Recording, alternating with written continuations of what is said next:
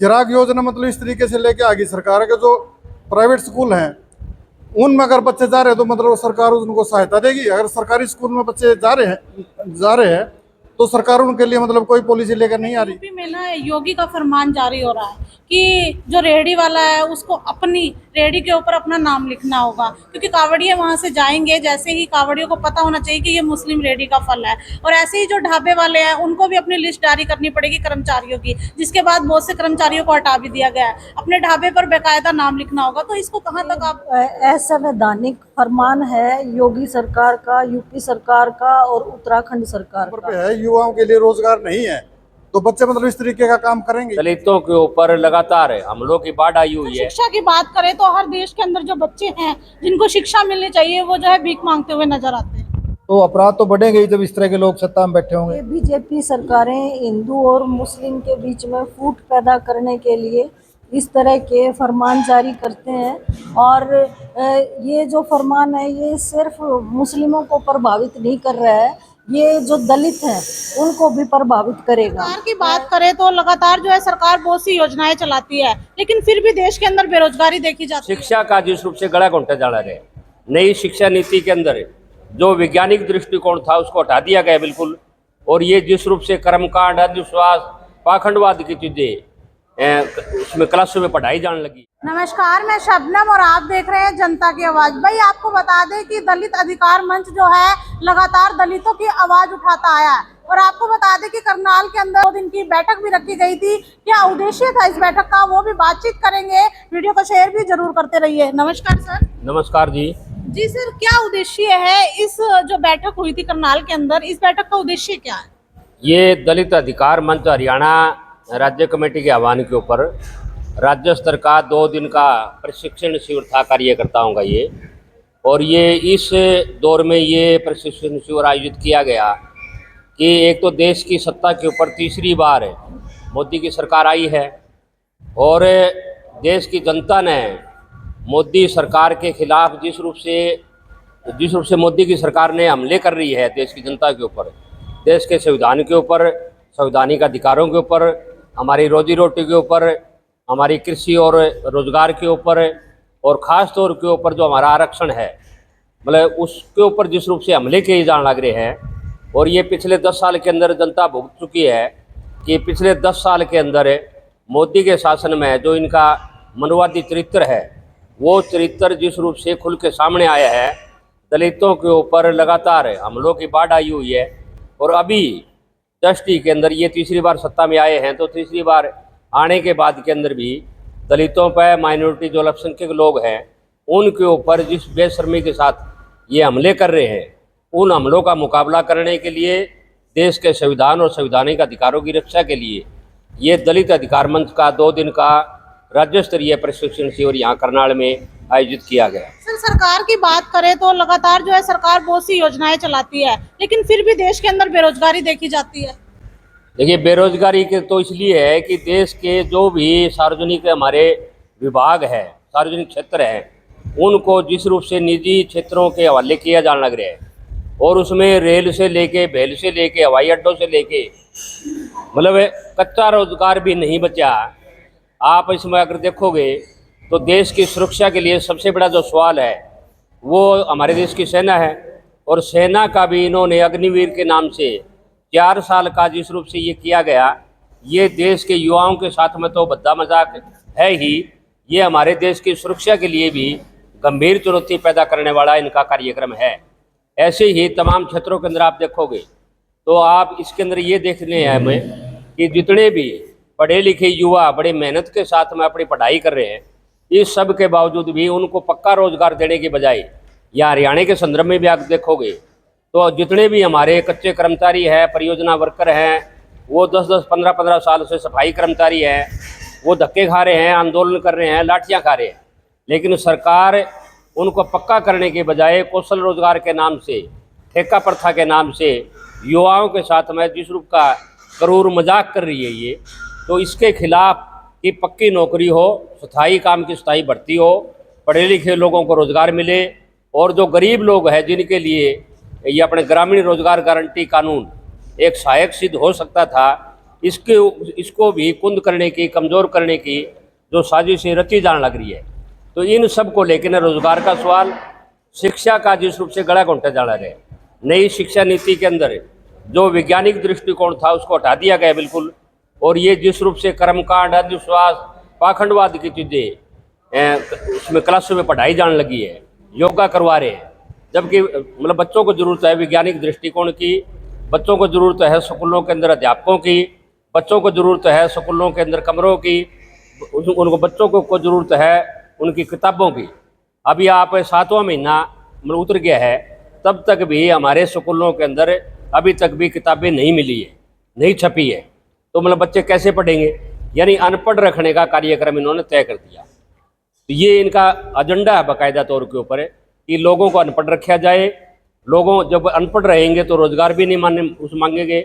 और कुल मिला के न जब ऐसा संकट है तो इस संकट के अंदर लोगों की एकता तोड़ने के लिए जातीय और सांप्रदायिक ये जो गठजोड़ है, इसमें धार्मिक भावनाओं को, जातीय भावनाओं को उभार के और हमारी एकता और अखंडता को जिस रूप से ये तोड़ रहे हैं, बर्बाद कर रहे हैं, उसके खिलाफ ये 2 दिन का राज्य स्तरीय जो इसमें हमारा ये था वर्कशॉप है, इसमें हमने निर्णय भी लिए हैं कि जातिवाद और सांप्रदायिक ये जो गठजोड़ है, इसके खिलाफ हम जनता के बीच में जाएंगे।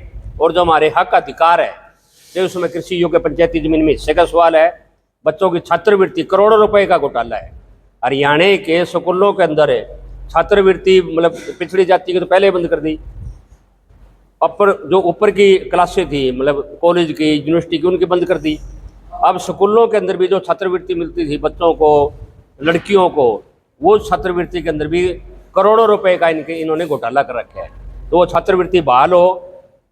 और ख़ास तौर के ऊपर ये जो सब प्लान था इनके लिए, दलितों के लिए, अगर 20% दलित आबादी है, इनको ऊपर उठाने के लिए, इनकी हिफाजत के लिए कुछ विशेष योजना बने, लेकिन वो सब प्लान ही इन्होंने ख़त्म कर दिया। और उनका जो थोड़ा बहुत भी पैसा था, उस पैसे को भी डाइवर्ट करके न दूसरे कामों में दिखा के न, और इसके अंदर भी करोड़ों रुपए का घोटाला की ये सरकार है। सर आपका पूरा परिचय? राम कुमार बेबलपुरिया, राज्य संयोजक, दलित अधिकार मंच, हरियाणा। जी सर, देखा जाता है कि क्राइम जो है लगातार बढ़ता ही जा रहा है। देश की बात करें, हरियाणा की बात करें और करनाल शहर की भी बात करें तो देखो, क्राइम बढ़ने का जो कारण है, जो लोग सत्ता पे बैठे हैं वो किस तरह का आदर्श पेश करते हैं। पिछले दिनों युवा लड़कियां, खिलाड़ी लड़कियां दिल्ली में जंतर मंतर पे बैठी रही, और इनका सांसद केवल नया सांसद नहीं था, बहुत सीनियर सांसद था, उसके ऊपर आरोप लगे, उसके ऊपर केस तक दर्ज नहीं हुआ। सुप्रीम कोर्ट के आदेश के बाद केस दर्ज किया गया।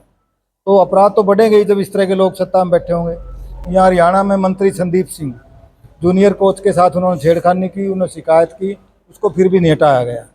तो इस तरह के अपराधी जब राज में बैठे हैं, उससे पहले इनका भाजपा का अध्यक्ष था बराड़ा, उसका बेटा एक IAS की बेटी, उसके साथ छेड़खानी की उसने, वो तो मजबूत IAS था, उसने पोजीशन ली, रहो उसको सज़ा दिलवाई गई।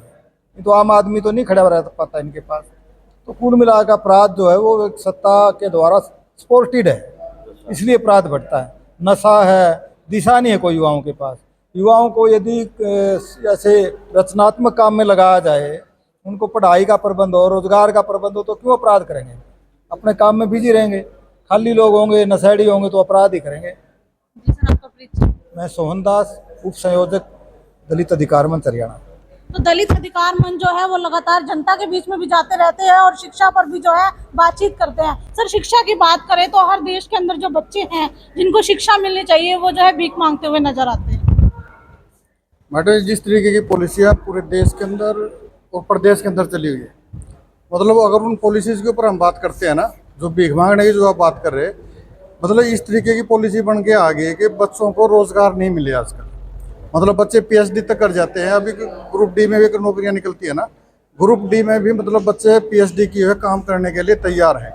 वो सब के बावजूद भी मतलब बेरोजगारी इतनी ज़्यादा बढ़ गई पूरे प्रदेश के अंदर कि हरियाणा जैसी जो स्टेट है ना, वो बेरोजगारी में 1 नंबर के ऊपर आ गई। और जब बेरोजगारी में स्टेट 1 नंबर पे है, युवाओं के लिए रोजगार नहीं है, तो बच्चे मतलब इस तरीके का काम करेंगे। सरकार तो कौशल रोजगार लेकर आ रही है और बच्चों के लिए चिराग योजना लेकर आई है। मैडम, चिराग योजना क्या है और कौशल रोजगार निगम क्या है? हम 1 मिनट के लिए मतलब मैं आपको क्लियर कर देना चाहता हूँ कि कौशल रोजगार निगम वो है कि पक्का रोजगार के अगेंस्ट मतलब कच्चे कर्मचारियों को सरकार पैदा कर रही है, ताकि उनको जीने का अधिकार पूर्ण रूप से ना हो, खाने का अधिकार पूर्ण रूप से ना हो, और उनके रोजगार की कोई स्थायी गारंटी ना हो। यह है कौशल रोजगार निगम। किसी भी कर्मचारी का मतलब स्थायी रोजगार तो उसके अंदर है ही नहीं, रिजर्वेशन उसके अंदर कोई है ही नहीं। मेरे ख्याल का लाखों कर्मचारी इन्होंने मतलब उसमें अपॉइंट किया है। सरकार श्वेत पत्र जारी करे ना कि उसके अंदर मतलब रिजर्वेशन कितने लोगों को दी है। तो जब मतलब रोजगार नहीं होंगे तो मतलब पढ़े लिखे बच्चे कहाँ जाएंगे। चिराग योजना मतलब इस तरीके से लेके आ गई सरकार के, जो प्राइवेट स्कूल हैं उनमें अगर बच्चे जा रहे हैं तो मतलब सरकार उनको सहायता देगी। अगर सरकारी स्कूल में बच्चे जा रहे हैं तो सरकार उनके लिए मतलब कोई पॉलिसी लेकर नहीं आ रही। कहीं ना कहीं सरकार जो है प्राइवेट को प्रमोट कर रही है। प्राइवेट को प्रमोट करिए बाकायदा से सरकार। सरकारी जो हिस्सा हमारा है ना, मतलब जिन स्कूलों के अंदर मतलब दलितों के बच्चे ज़्यादा पढ़ सकते हैं, क्योंकि उनके पास पैसे की कोई सुविधा नहीं, पैसे की कोई गारंटी नहीं, वो बच्चे ज़्यादा मतलब सरकारी स्कूलों में ही पढ़ सकते हैं। सरकारी स्कूलों में मतलब अध्यापक नहीं है, अध्यापक नहीं होंगे तो पढ़ाई नहीं होगी, पढ़ाई नहीं होगी तो बच्चे बेरोजगार होंगे। रोजगार मतलब कच्चा है सारे का सारा। तो मतलब बच्चों की जो सिस्टम सरकार लेके आ रही है ना, और विशेष तौर के ऊपर मतलब दलित बच्चों के ऊपर जो अधिकार मतलब शिक्षा का है, वैसे तो कह रहे मतलब शिक्षा का अधिकार 2020, परंतु वो शिक्षा का जो अधिकार है वो हमारे बच्चों के ऊपर नहीं है। कम से कम अगर सरकार ईमानदार है ना कहीं से कहीं, तो प्राइवेट सेक्टर को बढ़ावा देने की बजाय मतलब सरकारी स्कूलों को बढ़ावा दे, उनके अंदर बच्चों का मतलब रजिस्ट्रेशन करे बाकायदा से।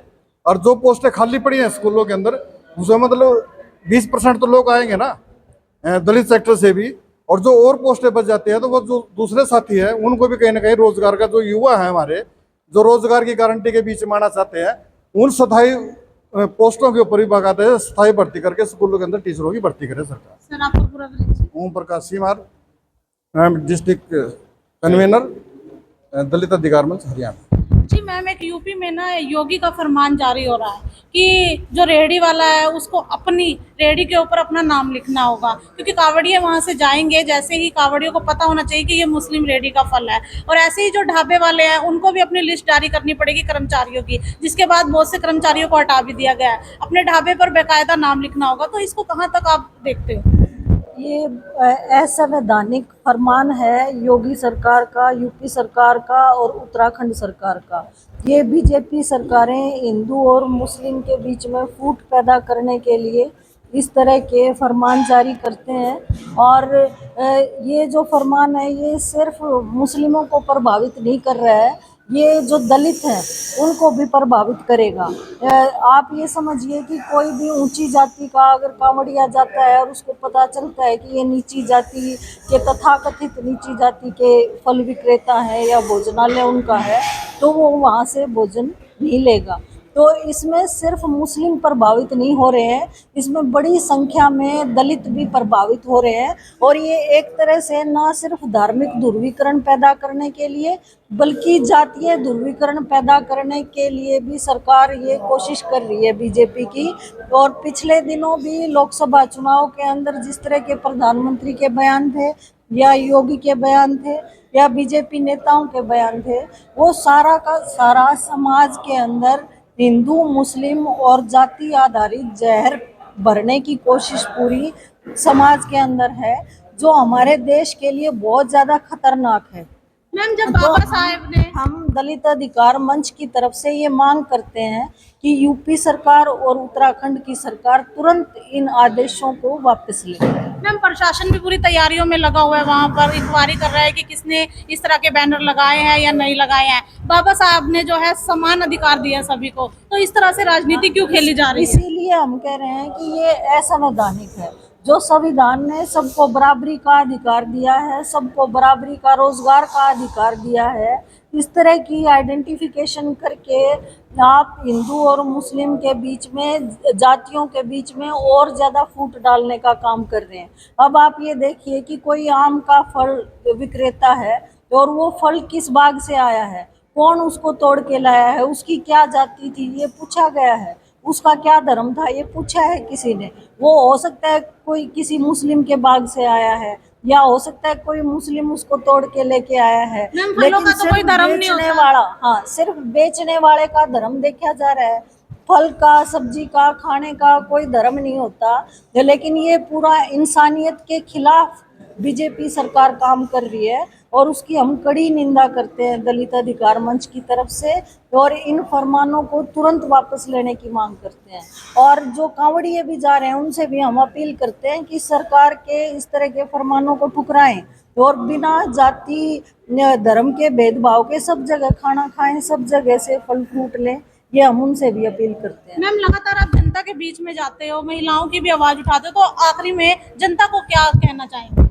जनता को हम यही कहना चाहते हैं कि एक तो जागरूक हो, विशेष तौर पे जो बाबा साहब भीमराव अंबेडकर का जो संदेश है, शिक्षित बनो, संगठित हो और संघर्ष करो अपने अधिकारों के लिए, वही संदेश हम महिलाओं को, दलितों को और जो वंचित तबके हैं समाज के, उन सब को देना चाहते हैं कि ज़्यादा से ज़्यादा संख्या में कोशिश करें विचारवान बनने की, भीमराव अंबेडकर के जो सिद्धांत हैं उनके ऊपर चलने की कोशिश करें और अपने अधिकारों के लिए संगठित होकर संघर्ष करें। तो देख सकते हैं यहाँ पर हमने बातचीत भी की गई है, और आपको बता दें कि राज्य स्तरीय बैठक में जो है तमाम लोग जो है अलग अलग राज्यों से भी पहुंचे थे, और आपको बता दें कि बहुत दूर दराज से लोग इस बैठक में पहुंचे थे। और दलित अधिकार जो मंच है वो लगातार जो है दलितों की आवाज उठाता रहता है, और महिला यहाँ पर वो मौजूद थी। इन मैन से भी हमने बातचीत की है जो लगातार जनता के बीच में जाती रहती है, महिलाओं के लिए आवाज उठाती रहती है। और यहाँ पर जो है कुछ सीनियर भी थे, उनसे भी हमने बातचीत की है, वो भी लगातार जो है जनता के बीचों में जाते रहते हैं। वीडियो को शेयर जरूर करते रहिए, इसी के साथ कमेंट में अपनी राय भी जरूर दीजिएगा।